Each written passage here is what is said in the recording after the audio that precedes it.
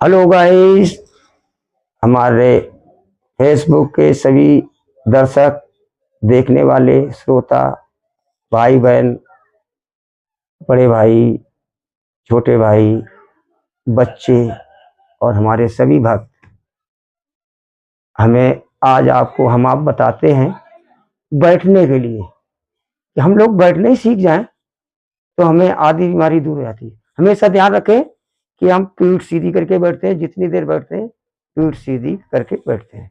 ये हो गया हमारा सुख आसन। जैसे हम सुख में बैठ सकते हैं, उसको कहते हैं सुख आसन। क्या कहते हैं? सुख आसन।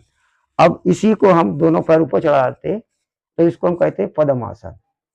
पद्मासन में बैठने से हमारे बच्चों के लिए बहुत लाभदायक है। जिन बच्चों के पेट गड़बड़ रहते हैं वो बैठ के ऊपर नीचे उठते हैं 2-3 बार पद्मासन पे। ये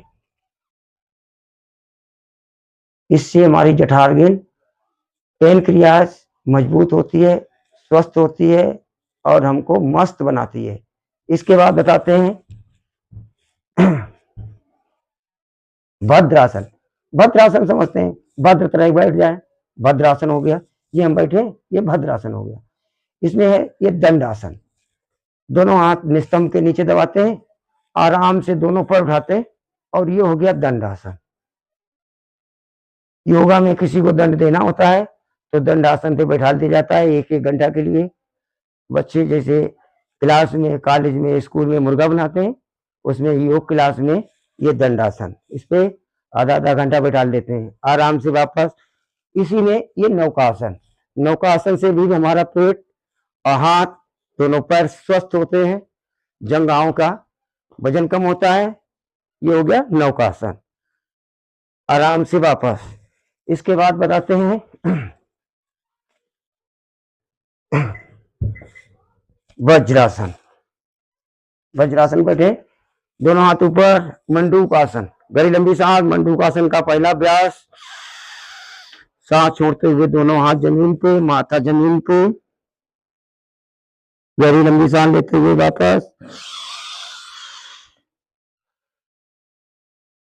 एक बार फिर हाथ ऊपर, दोनों मुट्ठी बंद, दोनों मुट्ठी नाभि पे, पेट दबाते हुए, सांस छोड़ते हुए, ठोड़ी जमीन पे आराम से जाते हैं।